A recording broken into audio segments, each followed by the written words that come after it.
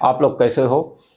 दोस्तों, मैं आज एक महत्वपूर्ण टॉपिक में वीडियो बना रहा हूं और वह मेरा वीडियो है अविश्वास प्रस्ताव। अभी आप लोगों ने देखा कि कुछ दिन पहले ये काफ़ी चर्चा में रहा, जब हमारे देश में वर्तमान सरकार भारतीय जनता पार्टी के विरुद्ध विपक्ष द्वारा इसे लाया गया 8 अगस्त को इंडिया गठबंधन द्वारा, जिसमें 26 दलों की सरकार 26 दलों के दल शामिल हैं।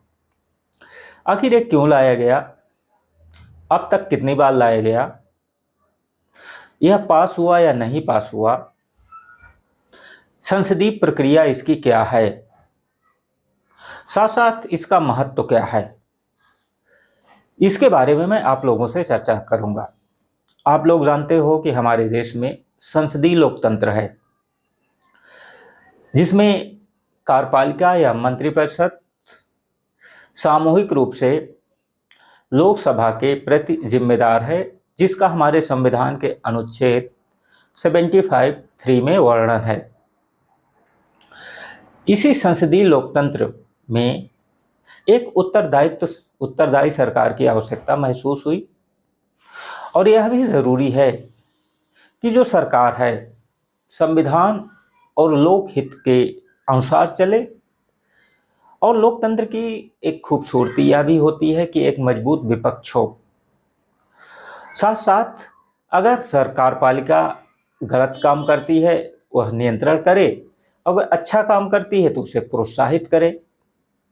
इसीलिए हमारे संविधान और संसद में अनेक प्रकार के प्रावधान किए गए हैं, जिसके द्वारा हमारी विधायिका या हमारी संसद कार्यपालिका या मंत्रिपरिषद पर नियंत्रण स्थापित करती है।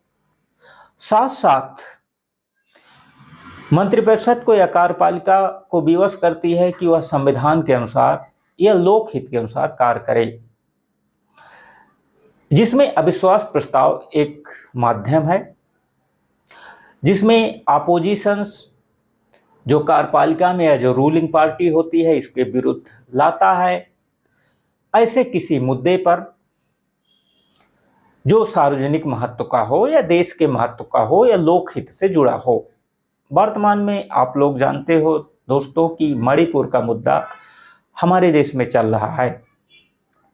यह जो अविश्वास प्रस्ताव 8 अगस्त को लाया गया है, ये मणिपुर मुद्दे पर ही लाया गया है, जिसमें विपक्ष या अपोजिशन इंडिया गठबंधन जो अभी बनाया गया है वह सरकार से स्पष्टीकरण चाहता है।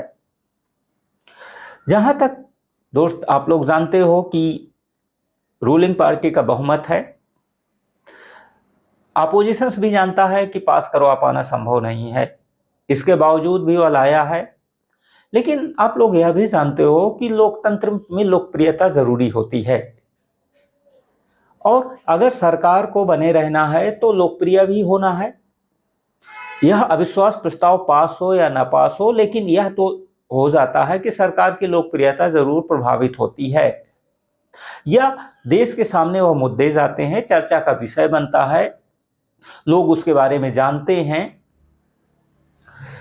दोस्तों, ये तो जो वर्तमान सरकार है, एनडीए की सरकार है, ये दूसरी बार लाया गया है। 2018 में टीडीपी ने भी सरकार के विरुद्ध लाया था इस प्रस्ताव को, लेकिन यह प्रस्ताव पास नहीं हुआ था, वह अलग बात है। यह भी नहीं पास हुआ। अगर हम इतिहास का अवलोकन करें तो अब तक 27 बार, यह जो वर्तमान में अभी लाया गया 28वां बार था प्रस्ताव लाया गया है, लेकिन यह पास अभी तक एक बार भी नहीं हुआ है। ये बात जरूर है कि 1979 में मोरारजी देसाई के विरुद्ध यह प्रस्ताव लाया गया था, लेकिन वो मतदान के पूर्व ही उन्होंने इस्तीफा दे दिया था। क्योंकि रूलिंग पार्टी का बहुमत होता है, इसलिए लोकसभा में पास होने की संभावनाएं भी इसमें कम होती हैं। लेकिन ये बात तो जरूर है, सरकार को एक तरह से चेतावनी मिल जाती है ताकि वह भविष्य में अलर्ट रहे। अब तक ये हमारे देश में इस प्रस्ताव को लेकर 28 बार लाया जा चुका है। सबसे ज्यादा यह प्रस्ताव 15 बार इंदिरा गांधी सरकार के विरुद्ध लाया गया और यह हमारे देश में सर्वप्रथम 1963 में पंडित जवाहरलाल नेहरू जब प्रधानमंत्री थे, आचार्य JB कृपलानी द्वारा लाया गया था। और वह चाइना, जो भारत चीन युद्ध 1962 में हुआ था, भारत की पराजय हुई थी किसी कारणवश, उसके विरुद्ध था, जिसमें नेहरू जी जो स्टेटमेंट आप लोग पढ़े, मैंने पढ़ा, उन्हें एतराज नहीं था। क्योंकि वह चाहते थे कि स्वस्थ लोकतंत्र बना रहे। इसके लिए ज़रूरी है कि अपोजिशन सरकार के अच्छे कामों की प्रशंसा करे और अगर सरकार कहीं गलत करती है तो उसकी निंदा करे। दोस्तों, जहाँ तक इसको लाने का प्रश्न है, यह संसदीय प्रक्रिया के अनुसार लाया जाता है, लेकिन आप लोग दोस्त जान सकते हो कि इसे सिर्फ लोकसभा में ही लाया जा सकता है। यह प्रस्ताव राज्यसभा में नहीं लाया जाएगा। साथ साथ इसके साथ कुछ कंडीशंस होती हैं। 50 सदस्यों का इसे समर्थन मिलना चाहिए, तब ये प्रस्ताव लाया जाएगा। यह 50 सदस्यों के समर्थन के साथ ही ये लाया जा सकता है।